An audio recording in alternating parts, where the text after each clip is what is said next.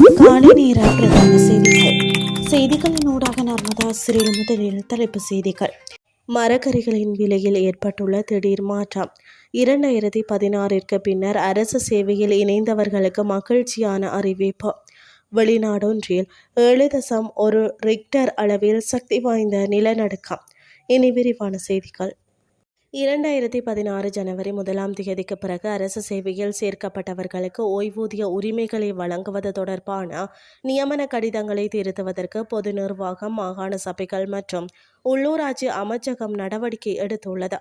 அமைச்சின் செயலாளர் எஸ். ஆலோக பண்டார அனைத்து அமைச்சக செயலாளர்கள், மாகாண தலைமைச் செயலாளர்கள் மற்றும் துறை தலைவர்களுக்கு இது தொடர்பான சுற்றறிக்கையை வெளியிட்டுள்ளதாக கூறப்படுகிறது.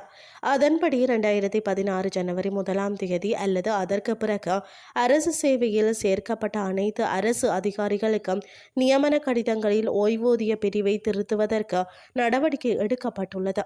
அந்த திருத்தத்தின்படி அனைத்து அரசு அதிகாரிகளும் ஓய்வூதியத்திற்கு உரிமை பெறுவார்கள். மேலும் எதிர்காலத்தில் பொது சேவையில் சேர்க்கப்பட உள்ள அதிகாரிகளின் நியமன கடிதங்களில் உள்ள ஓய்வூதிய பிரிவையும் இந்த வழியில் திருத்த வேண்டும் என்று பொது நிர்வாக, மாகாண சபைகள் மற்றும் உள்ளூராட்சி அமைச்சகம் தெரிவித்துள்ளது. மலைநாட்டு மரக்கறிகளின் விலையில் வீழ்ச்சி ஏற்பட்டுள்ளதாக விவசாயிகள் தெரிவித்துள்ளனர்.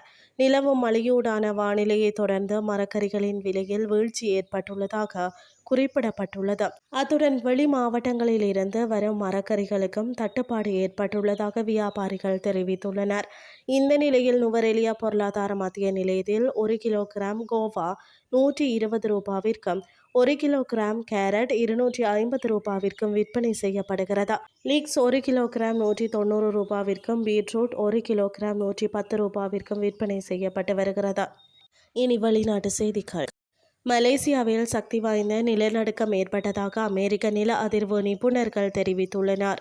இந்த நிலநடுக்கம் மலேசியாவின் போர்னியோ தீவில் உள்ள சபா மாநிலத்தின் கடலோர பகுதியில் 7.1 ரிக்டர் அளவில் ஏற்பட்டுள்ளது.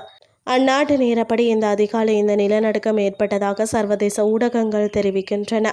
அமெரிக்க புவியியல் ஆய்வு மையம் வெளியிட்ட தகவலின்படி கடலோர மாநில தலைநகரான கோட்டா கினபாலுவுக்கு வடகிழக்கே 100 கிலோமீட்டருக்கும் 62 மைல்கள் குறைவான தொலைவில் நிலநடுக்க மையம் கொண்டிருந்தது. இது கடலுக்கு அடியில் 619.8 கிலோமீட்டர் ஆழத்தில் ஏற்பட்டதாக தெரிவிக்கப்படுகின்றது.